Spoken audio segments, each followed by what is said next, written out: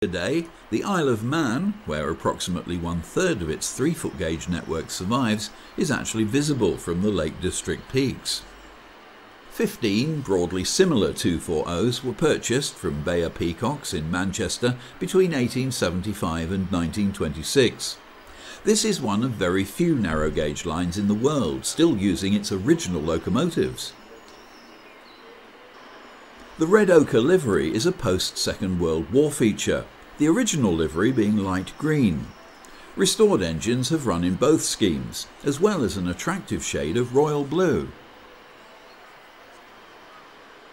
Designed for speeds no faster than 35 miles per hour, the inclined cylinders and leading pair of smaller wheels were innovative features at the time. The design was a successful one, as its 50-year lifespan shows. Younger examples like No. 10 G.H. Wood were slightly more powerful than the others. No. 10 is coming off the shed at Douglas to begin a day's work on the surviving line to Port Erin.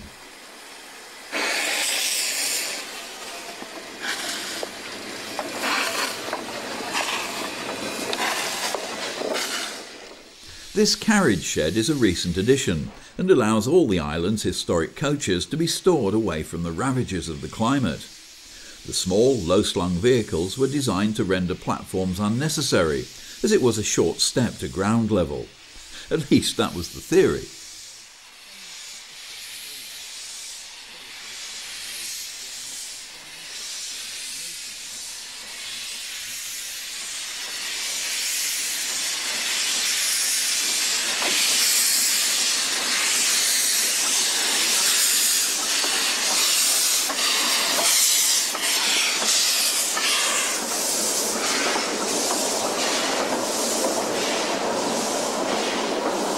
Douglas Station is a wonderful example of Victorian red brick, complete with glass awnings and other embellishments so typical of the period.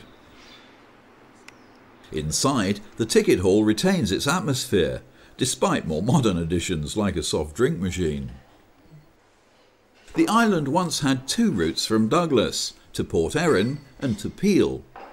The separate Manx Northern Railway ran along the northwest coast from Peel to Ramsey. Despite the surviving grandeur, Douglas Station is a shadow of its former self, having been stripped of half its platforms, its platform canopies and much of its infrastructure. But it's adequate for today's needs.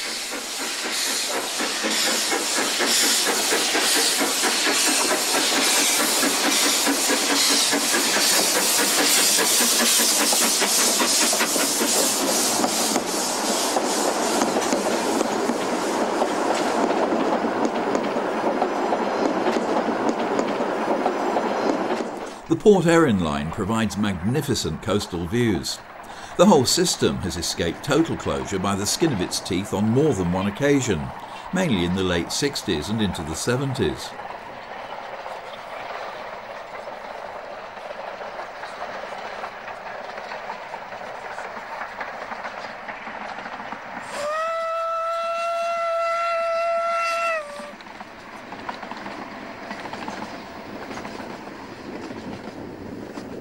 Due to the renewal of the island's main sewage pipe, which lies buried under the track for much of the line's length, the opportunity was taken to renew much of the track and infrastructure. The result is a well-ballasted, brand new right-of-way, and here at Santon, the provision of platforms for the first time.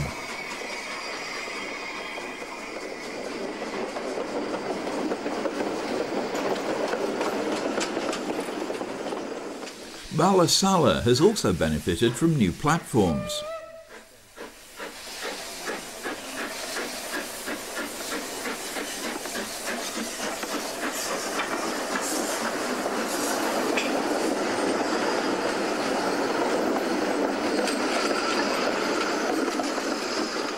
Castletown was once the capital of the island.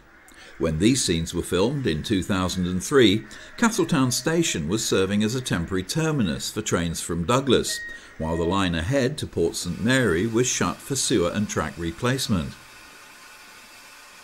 No. 10 takes water before running round its train and returning to Douglas.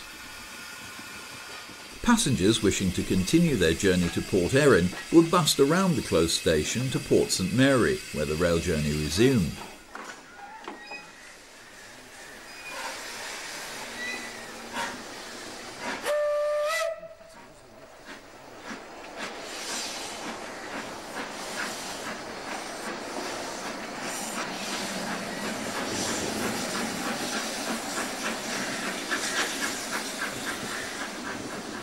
The single-coach connection over the final leg is handled by Caledonia, the only working engine which is not a 240 and not built by Bayer Peacock. It's an 1885-built 060 tank from the Glasgow firm of Dobbs.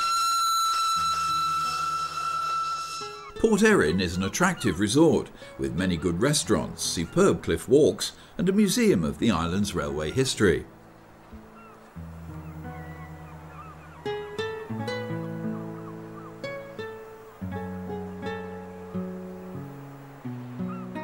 Getting to the island usually entails a sea journey of around 4 hours to Douglas from Heysham or Liverpool, though there are some faster crossings with modern vessels.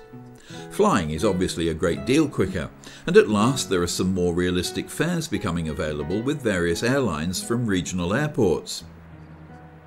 That being said, this headland to the south of Douglas Harbour is an excellent vantage point to observe the comings and goings of the Isle of Man Steam Packet Company's vessels, not to mention the occasional cruise ship. Another of the island's rail attractions is the Snaefell Mountain Railway, running from the east coast town of Laxey to the summit of Snaefell Mountain, or at least just 30 feet short of it.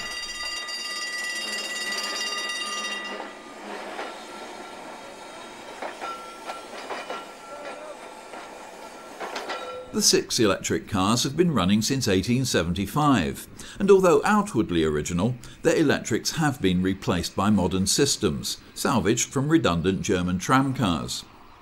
Braking on the gradients of up to 1 in 12 was once provided by the Centre Fell rail, which is retained for emergency use. Today, modern rheostatic braking is used, where the electric motors are switched to generators. As well as braking the train, this also feeds current back into the overhead wires.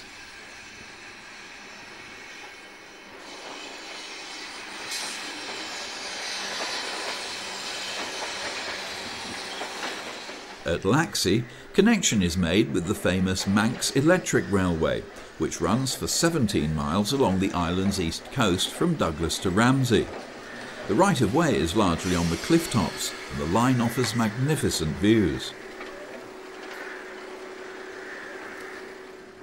This unique railway, or perhaps it's a tramway, again has been lucky to survive intact. Like the steam and Snaefell lines, the cars are the original ones, though again they have more modern electrical systems installed.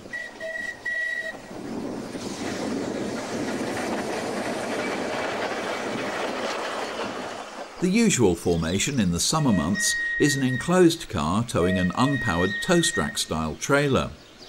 In wet weather, shutters on the trailer are lowered, which keeps the passengers dry but deprives them of the view as well.